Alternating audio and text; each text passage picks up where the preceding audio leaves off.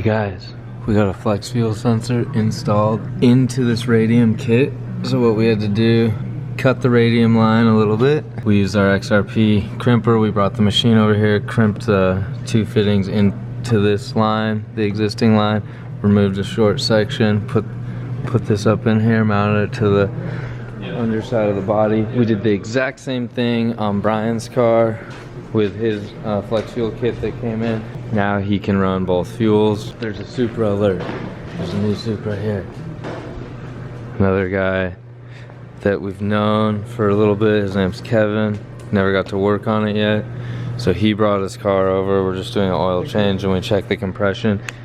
It's super clean. When you walk around it, you're gonna be excited. So let me just show you. Massive Brembo brake kit with some Forged Star wheels. Whoa, there's weird noises in there. Oh, Czech Republic's right there. I think he has something to say to you guys in Czech Republic? Yeah. I love Supra. Oh, sorry, no, it was Czech. Mám rád Toyota Supra.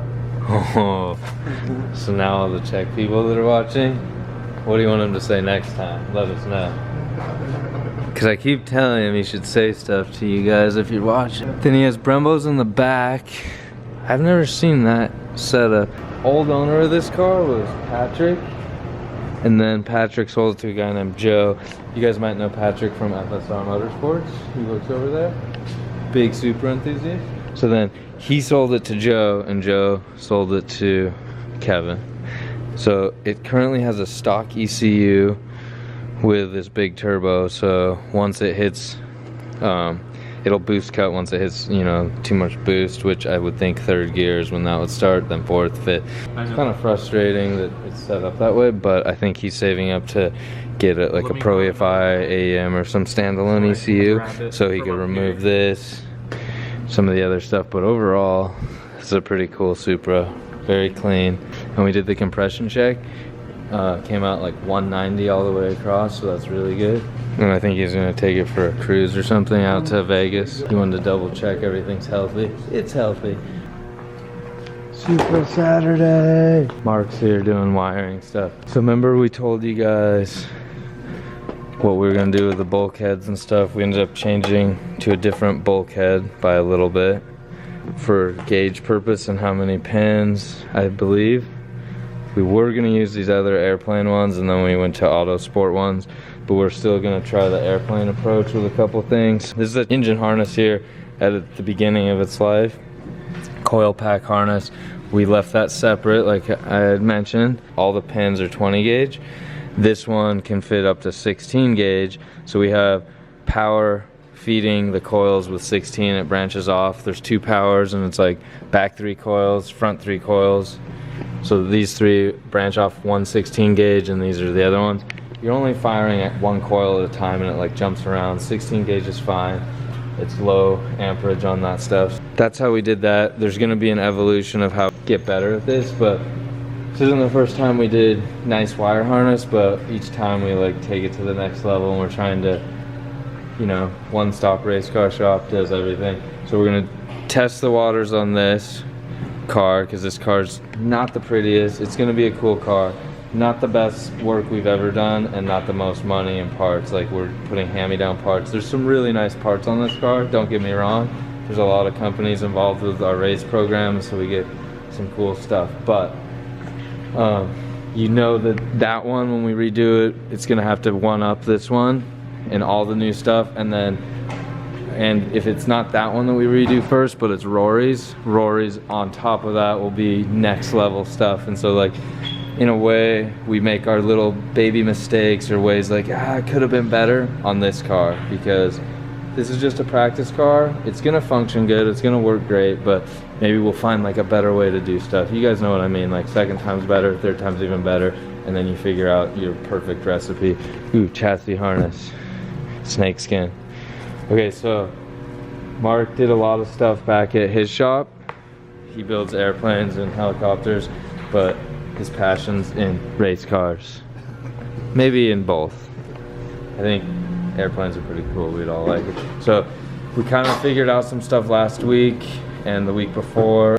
We did all the power and ground stuff. But if you want to go on top of that or in between the two or just below it, is what I was thinking. Because our plan is, so that's the ECU mounted and it's spaced off so heat can, you know, do its thing. It's not going to interrupt that. It's 10 mil spacers off of the trans tunnel. Then I was thinking same thing. So the stocks or the passenger seat ends like right about here where this is when I measure on my other car. So then that gives us like this, let's say the seat goes to here, that gives us all that room to make our relay panel right there. Yeah, it might be slightly in the way of a passenger, but you just warn them, hey, don't touch that. And then if we need to lean over once everything's in and the dash is in, you can get right to it. What do you think? Yes. He's not saying anything. Okay, so then that's why I was thinking if the wire harness ran like right here, Mark. Yeah. Like right underneath of the ground wire, because then it'll like kind of just end right where all its relays are sending it out. Yep. Mark's gonna lay it out, figure out how much RADGEN he can sheath now, and then we'll terminate the end. And then we have a lot of connectors, 3-pin sensor connectors like these. Then we have our EV1 connectors for the Deechwork injectors. And then we have, and see the labels like 1 through 6, that'll help us. Then these are the boots, so if you have a straight run to where your sensor ends, you'll use this boot. If you have a tight 90 area, you'll use one of these boots, and then you'll RADGEN over that. Let me show you what I'm talking about. This is off the black Supra. Oh, so they've done it the other way. They RADGENed it, then just slip that over. That might be the smarter way to do it, because then when you need to service this, or if you somehow crimped it wrong. Black Supra. You guys wonder about it all the time. It's just a 98 6-speed Supra that I took the motor out of it, and everything was done crazy. If you want to know more, it's on the cover of Super Street 2011. Go check it out. There's like a whole breakdown of it. You can find it online. This one had dry sump, and it had V-mount, radiator intercooler. I didn't build it because I was young at the time. At the time, didn't have a shop yet, and just spent all my money on a Supra. Still doing that today, but now I get to build them. Okay, I gotta go work. Okay, we're still building stuff, but guys, remember Aunt Kathy from New York? She's here, and she's climbing. So she's putting stickers on. I like this one a lot. Oh, the cult sticker. Shiny. It is shiny. So she cannot sit still. That's why I can't sit still, because she came before me, and we're related.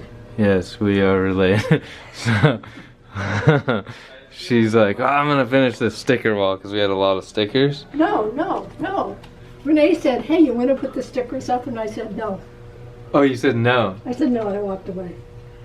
And then it And was then she just said, eating well, away. how about just this one? I said, I can do this one. Then I Chucky went in and returns I one. said, Oh, Ola sticker. oh, okay, I can do them. Wow. Okay. That's Kathy. Broke the dam. We did this line down to our silver housing right here. That's our inline thermostat. All our power source lines going. We still need one ground. Powers are done. We need one ground. I usually ground to the back of the head, but I need to have the head or the motor out where I can tap, because it's a JDM head, so there's no spots that are threaded.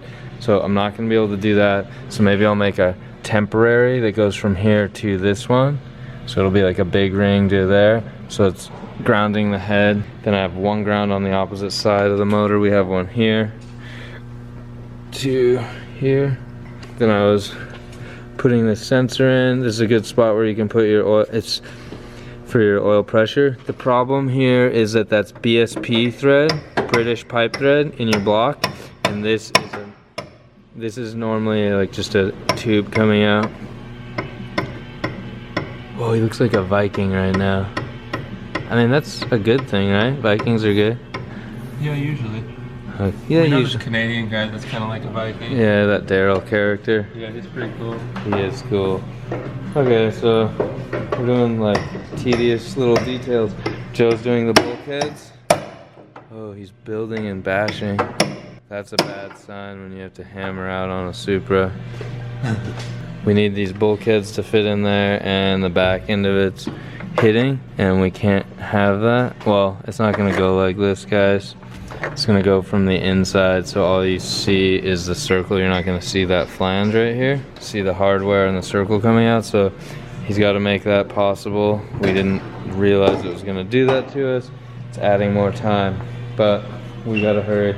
Update you guys in a minute. Veech's been under the car doing all the coolant lines and like squaring them away as they go in the trans tunnel. Then he's gonna work on some other hoses and lines. Plumbing and wiring. Okay, let's go. The wiring guy. Me and Mark are figuring out the wiring and sensors. Joe made this happen. See, these are the bulkheads. Coil harness, engine harness, chassis harness. So the chassis has multiple choices in sizes. Coil harness is all larger, 16. See how this one's like some probably 16, some 20. Didn't ask yet. These are all 20s. So I'll like put a P-clamp here. We're gonna start terminating and cutting. These are just injectors and cam sensor right here. They'll go underneath the manifold and poke up just enough length to grab all these upper things here, and then the lower one will run down underneath. We may change this and add in the knock sensors onto this one because they're kind of along the bottom too. Or we'll just let the other main harness run under there and have some breakaways off of it. This sensor, we got a sensor here and there. Then we got to go up and over this. Then we're gonna have a sensor in here for coolant temp. And then we're gonna come down there for the crank sensor. The one thing that we will use but we don't have yet is a coolant pressure sensor, which I think we could get off of here.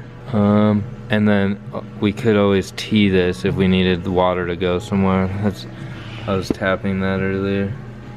You ever tap stuff, Joe? Oh, okay. Joe's not in the mood right now, guys. I gotta go. See the flare on that nostril? That means like cut the camera. I gotta go, guys. Okay, see you later. I think we should get the pins in the 90 and like, even though there's no, get the clip with a 90 on it and see what it'll look like and then cut it. Whoa, what's up, guys? Look at this. Wires everywhere. What are you doing, Dan? Me and Mark are just making this engine harness. Look at this wire we're using. Brake cam wiring off. It's pretty cool, so we're shrinking it right now. Nothing quite like a shrink wire there. This harness is turning out good. Are you happy? Me and Mark are pretty excited about it. Huh, Mark? Yes, sir. Oh, sir? Not a sir. We're ending the night with first half of the engine harness complete. We got these ones to finalize the lengths of them and then do ray cam on them tomorrow. Most of it will happen in this area. We're gonna finalize the clips on all these ones. I think this one. Yeah, well, we gotta work on the clips and then every clip and connector for all these loose wires. They're at length now. We have like a full day left of engine harness stuff, if not a little more than a full day maybe. Then we do the back half of the car, which is more work, and then front chassis harness on the engine bay side. Fab work. We didn't do any fuses, relays, or toggles yet. We haven't mounted the dash. There's a whole list, but we basically have 2 weeks, and then we gotta go to the dyno in that 2 weeks and make it mess up and fix whatever's gonna mess up. Actually, everything's gonna work right away. Perfect. And then we gotta go test it a little bit though. Worst case scenario, we test it in Mexico real quick.